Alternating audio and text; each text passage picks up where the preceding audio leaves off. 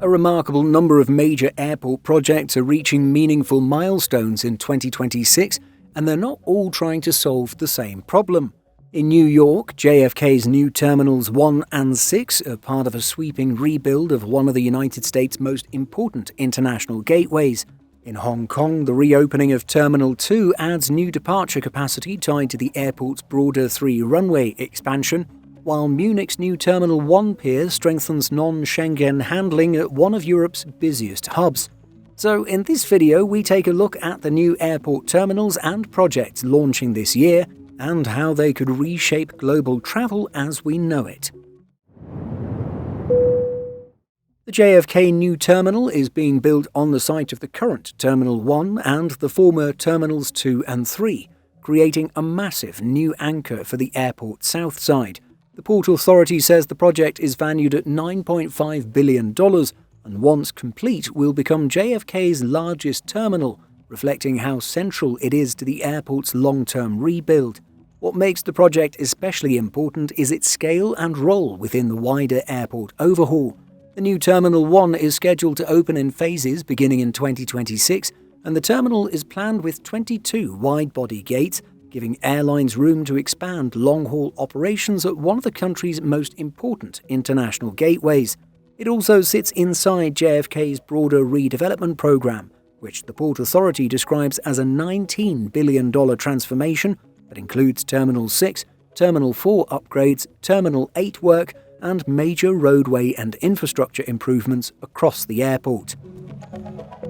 That is why this project matters beyond New York alone. JFK has long been one of the United States' most important global gateways, but its terminal layout has often felt fragmented and outdated compared with leading hubs abroad. The new Terminal 1 is intended to change that by consolidating a large share of the airport's international capacity into a more modern, purpose-built facility sized for today's wide-body-heavy, long-haul market. JFK's new Terminal 6 is scheduled to begin opening in phases in 2026, with the first 6 gates due to enter service before the full terminal is completed in 2028. The project is being built on the sites of the former Terminal 6 and Terminal 7 and will deliver a 1.2 million square foot facility as part of JFK's broader $19 billion redevelopment. Unlike the much larger new Terminal 1 on the south side, T6 is being positioned as a more compact international terminal that still plays a major role in reshaping how passengers move through the airport. What stands out most is how the terminal is being designed around convenience and modern processing.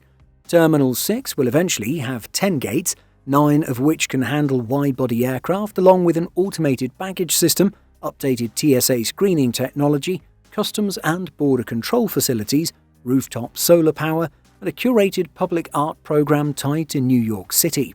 JFK Millennium Partners has also emphasized that passengers will be able to reach all gates in under 5 minutes from the TSA checkpoint exit, a notable contrast with the longer walks that have often defined JFK's older terminal layout.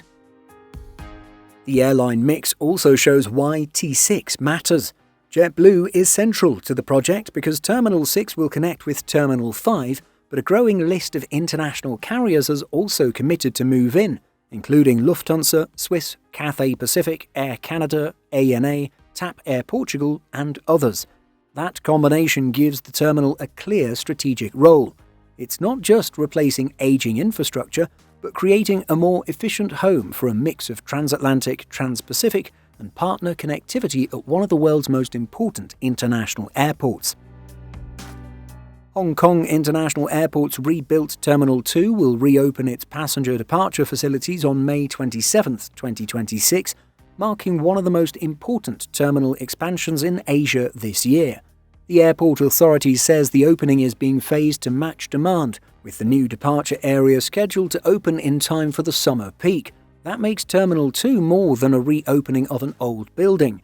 It's a major new capacity addition tied directly to Hong Kong's broader 3-runway expansion. What changes most for passengers is how much more fully fledged Terminal 2 will now be. Hong Kong International Airport says 15 airlines will relocate their check-in counters there in phases from May 27th to June 10th, and the terminal will be directly connected to the Airport Express platform, bus services, and a covered walkway to Car Park 3. The airport has also emphasised a more technology-driven experience, with smart departure facilities designed to support a faster, more efficient flow as traffic continues to recover and grow. The airline mix also shows what role Terminal 2 is meant to play. Hong Kong International Airport says the relocating carriers are primarily airlines operating regional and short-haul routes, including home-based operators such as HK Express, Hong Kong Airlines, and Greater Bay Airlines. Long Thanh International Airport is being built to take pressure off Ho Chi Minh City's overstretched Tan Son Nhat Airport and create a new aviation gateway for southern Vietnam. The airport is roughly 25 miles east of Ho Chi Minh City, and Phase 1 includes a passenger terminal with an initial capacity of 25 million passengers and 1.2 million tons of cargo per year. At full build-out, the airport is planned to handle up to 100 million passengers annually, which shows how much larger the long-term vision is than the first phase alone. The terminal itself is one of the project's defining features. Designed by Hirim architects, the building takes its form from a lotus flower, giving the airport a more symbolic national identity than a purely utilitarian terminal design. The design matters here because Long Thanh is not just being built as overflow capacity. It's being built as a flagship airport intended to anchor the country's next phase of aviation growth. The most important question now is timing. While earlier expectations pointed to commercial operations beginning in the first or second half of 2026, fresh local reporting from April 2026 says the government is now targeting late 2026 for Phase 1 commercial operations.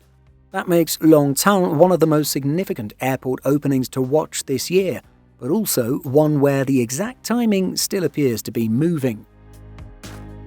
Western Sydney International is scheduled to open in the second half of 2026, giving Greater Sydney a second major airport and, just as importantly, one that'll operate 24/7.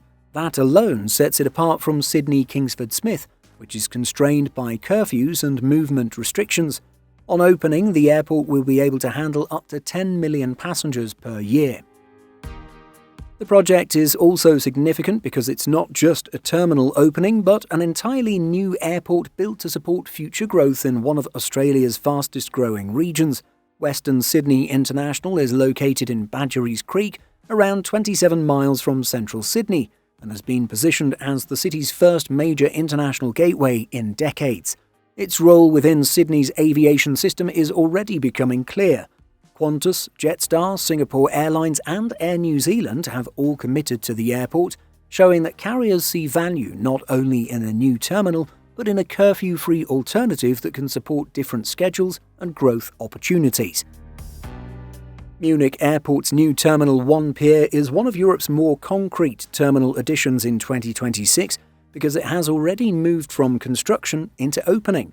The airport said in January that the grand opening would take place on April 13, 2026, following a trial phase, with the pier built specifically to expand Terminal 1's non-Schengen capacity.